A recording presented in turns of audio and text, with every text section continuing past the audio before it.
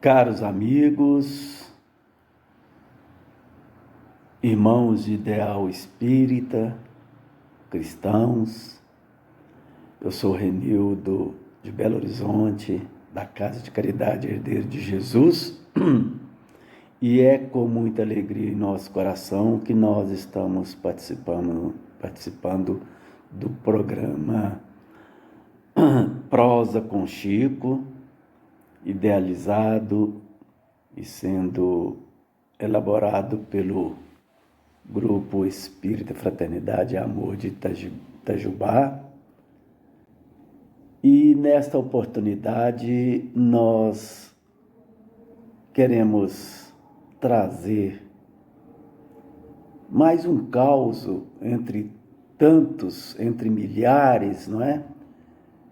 De relatos sobre a vida do nosso querido Chico Xavier, que esteve presente conosco, missionário divino, trazendo as luzes do plano maior em benefício de nós, em benefício de toda a humanidade.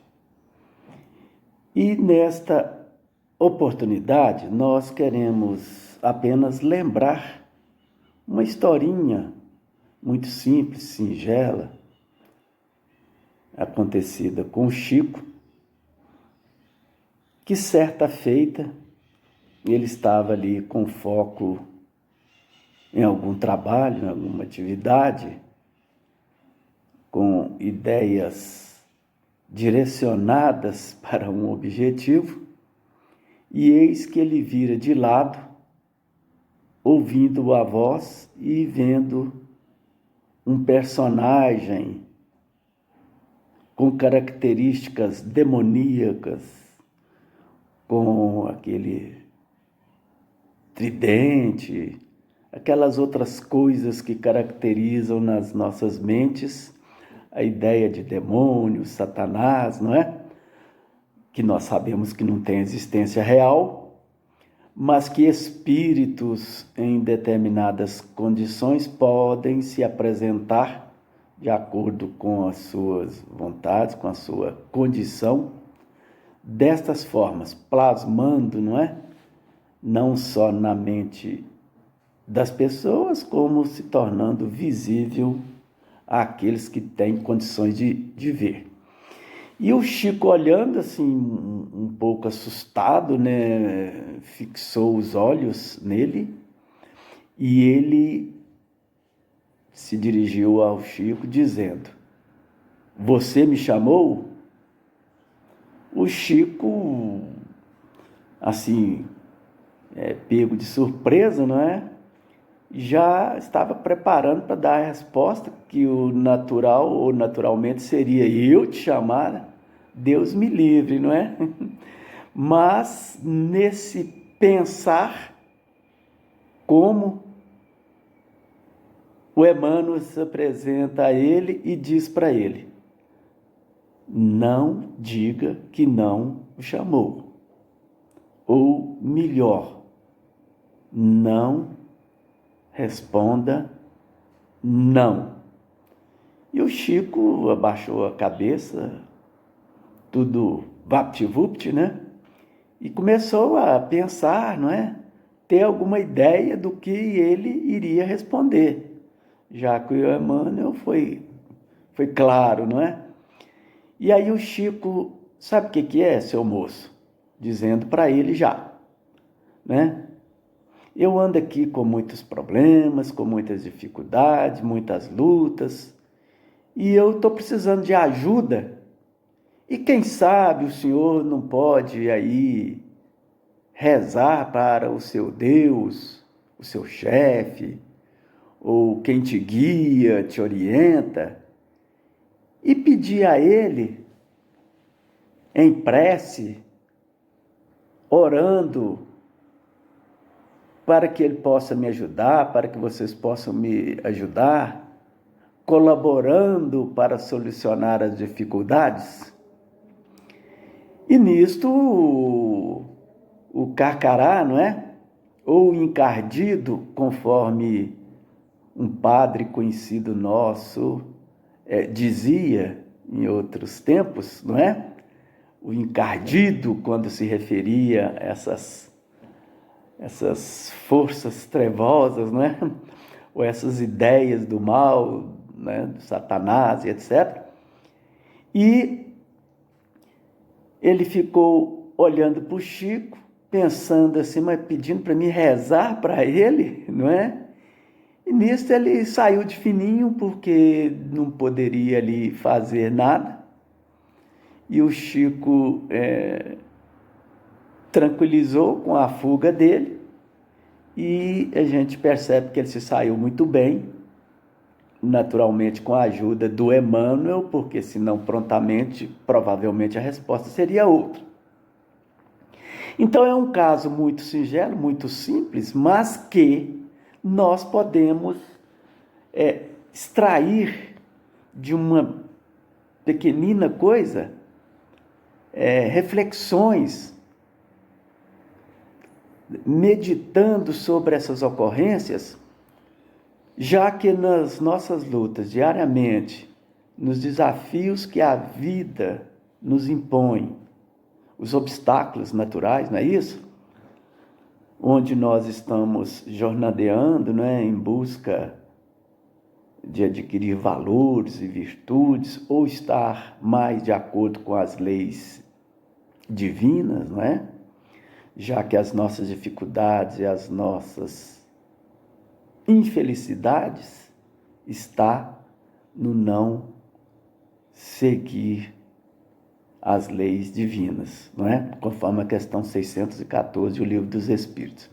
Assim sendo, nesse caso, nós observamos que as pessoas que têm um comportamento, tal como o Chico, comportamento cujo trabalho constante ou é constante no bem, bons pensamentos, direcionando tarefas em favor de nós e de todos, nós percebemos que quem se mantém desta forma, vigilante, sempre vigilante, nós atraímos sempre o amparo e o auxílio dos bons espíritos, porque o Chico foi beneficiado naquele momento com a prontidão do amigo espiritual.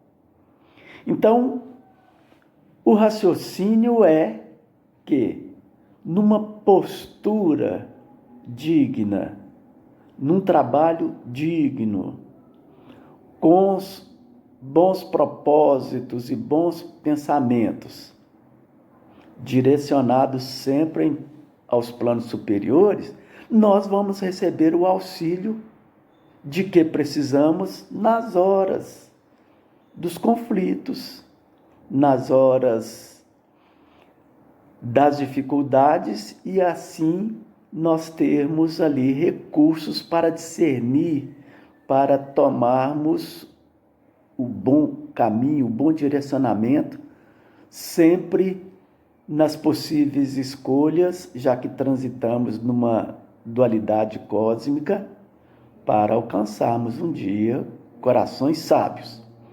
Então, dentro destas ideias, nós vamos construindo sentimentos nobres, construção, sentimento é construção, não é?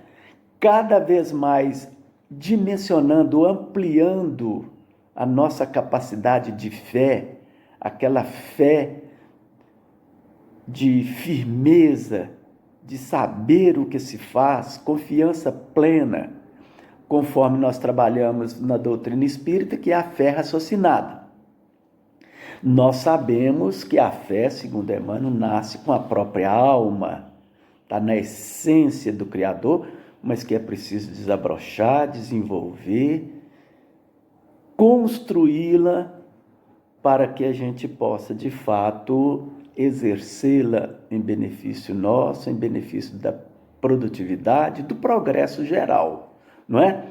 Então, o Emmanuel diz que no livro Roteiro, para bem posicionar os amigos, livro Roteiro, capítulo 10, no item 9, quando tem ali a classificação, tem ali umas anotações, esse item 9 do capítulo 10 diz que a fé nascida no berço rústico do temor, não é?